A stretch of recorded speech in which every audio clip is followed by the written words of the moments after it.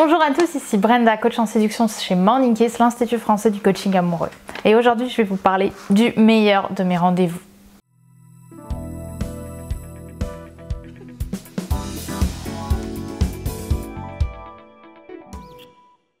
Pourquoi j'ai voulu vous faire ce sujet? Non pas pour vous raconter ma vie, mais parce que je pense que ce rendez-vous était très pertinent et très bien mené par une personne qui a vraiment fait en sorte que je passe un super moment.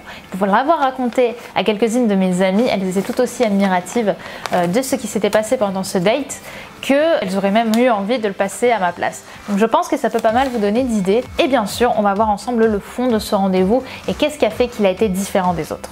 Alors ce rendez-vous, je l'ai passé avec un homme qu'on appellera donc Pierre.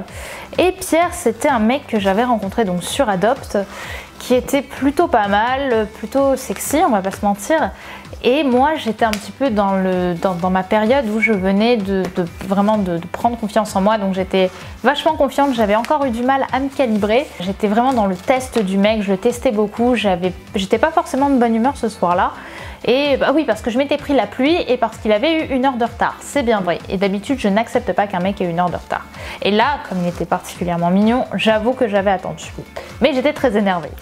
Donc il arrive, je lui fais la bise, évidemment je le teste un petit peu et je suis relativement fermée. Alors que lui, il essayait de s'ouvrir, il était plutôt sympa. Et moi, clairement, mais vraiment aujourd'hui je me demande pourquoi, mais je faisais littéralement la gueule. Hein. J'étais vraiment dans une période assez sèche de ma vie.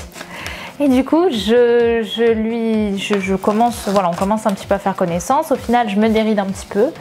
Et je lui parle un petit peu de ce que je fais, du fait que je suis coach, du fait que je fais ça, du fait que j'effectue une transformation sur moi-même. Et voilà, je me vends un petit peu comme the nana différente des autres. Sauf que lui, il était complètement détaché de ça. Il m'a dit, mais tu sais Brenda, quand tu parles, tu me racontes peut-être des trucs super intéressants, mais moi, là, clairement, j'ai pas l'impression de te connaître. Ok, j'ai du mal à comprendre. Il me dit, clairement, là, tu me parles pas de toi. Et bien sûr, moi j'étais là en lui disant, mais bien sûr que si, je vois pas de quoi tu parles, voilà, j'étais pas très contente. Et pourtant, il gardait cette sincérité en me disant, non, là, tu me parles pas de toi, tu me parles de la nana que tu représentes, mais pas de la nana que tu es. Et là, je me prends une petite claque dans ma tête, j'avoue, une petite claque d'humilité parce que je m'y attendais pas. Et d'un coup, forcément, ça m'ouvre. Ça m'ouvre de fou parce que il en avait fallu du culot pour dire une chose pareille face à une nana qui était quand même assez impressionnante. J'avais encore plus de confiance en moi, je pense, visible que j'en ai aujourd'hui, parce qu'aujourd'hui, j'ai trouvé mon équilibre. Mais à l'époque, j'étais vraiment calibrée dans les extrêmes. Et pour moi, ce rendez-vous, il a pris un autre sens à partir de là, parce qu'il m'a vraiment donné l'impression que je pouvais être sincère. Et on a commencé à discuter, à rigoler, à se marrer. Il m'a dit, mais tu sais quoi Brenda, là on est dans un café pourri à Montparnasse. Viens, j'ai ma moto, on va faire le tour de Paris. Oh, et là j'étais là, bon vraiment, etc. Et il me disait, ouais franchement j'ai envie. Et il m'a dit, je sais même ce qu'on va faire. Il a pris son casque, il m'a donné un casque à côté qu'il avait. Et on est parti faire un bowling à l'autre bout de Paris. Et c'était magnifique parce que c'était tellement imprévu, il a tellement guidé ce rendez-vous, c'était la première fois de ma vie que je faisais un bowling. J'étais une petite enfant dans un monde de géants et j'étais émerveillée par ce que je voyais. Et putain, la nana qui avait confiance en elle, du charisme, du charme, qui avait effectué sa transformation sur elle-même, mais alors je n'y pensais plus du tout, je ne cherchais plus du tout à lui montrer la femme que je représentais, j'étais vraiment telle que je suis et je trouvais ça incroyable.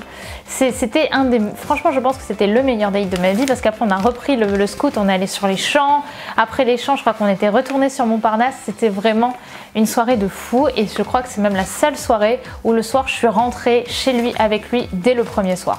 Je suis pas une nana qui a énormément de facilité à coucher le premier soir parce que je me sens pas forcément toujours à l'aise quant à l'idée de coucher le premier soir avec un homme, mais lui il a su vraiment me montrer qu'il était cohérent, sincère et qu'on allait passer un bon moment. Alors pourquoi est-ce que ce rendez-vous a été particulièrement intéressant? Qu'est-ce qu'il a vraiment déclenché chez moi?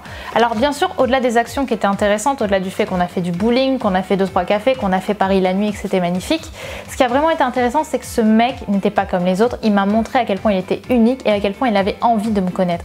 Il m'a vraiment fait un rendez-vous entre guillemets sur mesure pour moi et surtout il a pris le temps d'apprendre à me connaître. Il a pris le temps d'écouter ce que je disais pour me dire que lui ça lui convenait pas parce que là actuellement je n'étais pas moi.